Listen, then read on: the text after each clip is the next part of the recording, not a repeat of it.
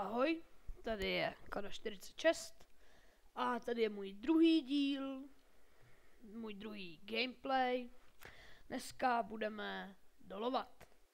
Já už jsem si, jak jsem vám v minulém díle říkal, že si dostavím si baráček.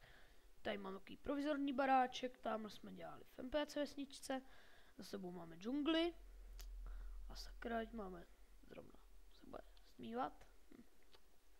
Špatný, to je tak.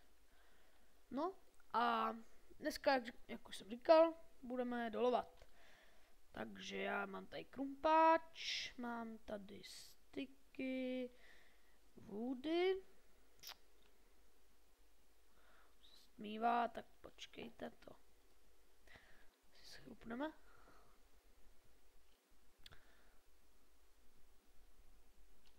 Tak je ráno, krásný den.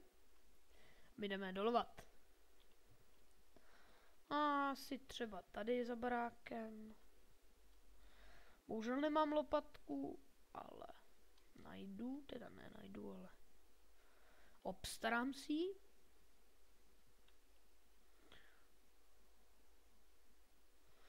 Já nevím zase, o čem bych měl mluvit, protože je to nudná aktivita, nebo nudná, hele uhlí, no, tak to se nám bude hodit.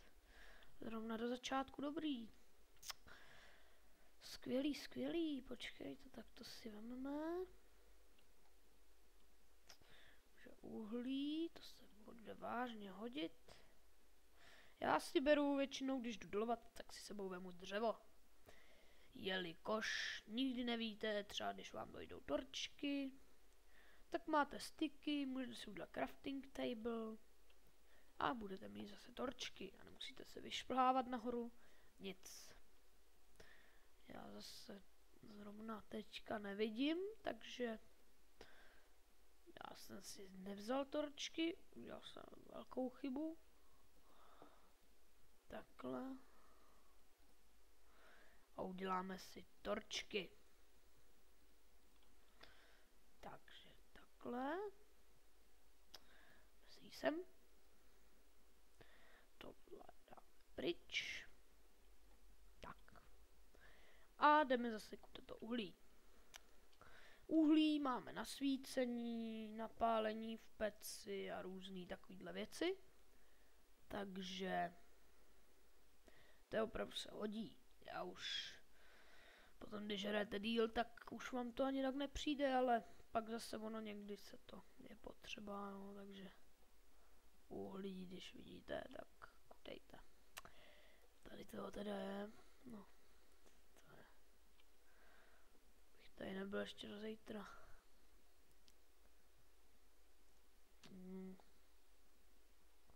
No jo, tady toho je. No. Už vidím, že ne, tady už není dobrý. Tady není, tohle si taky půjčíme. Půjčíme. Říkám, furt půjčíme, ale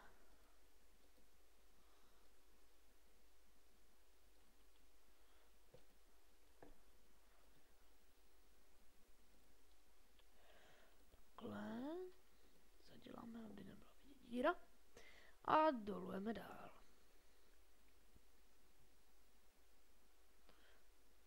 Světlo.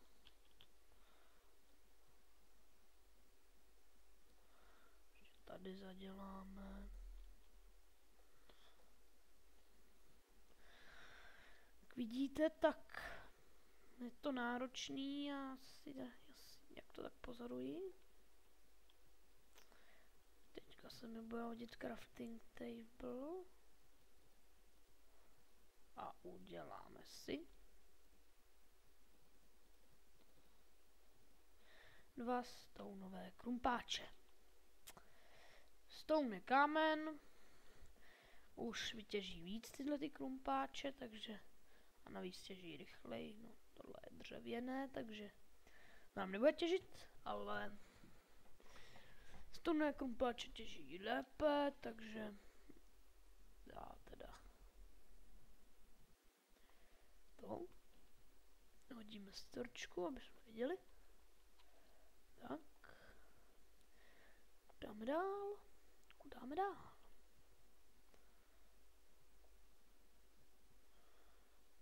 Tak.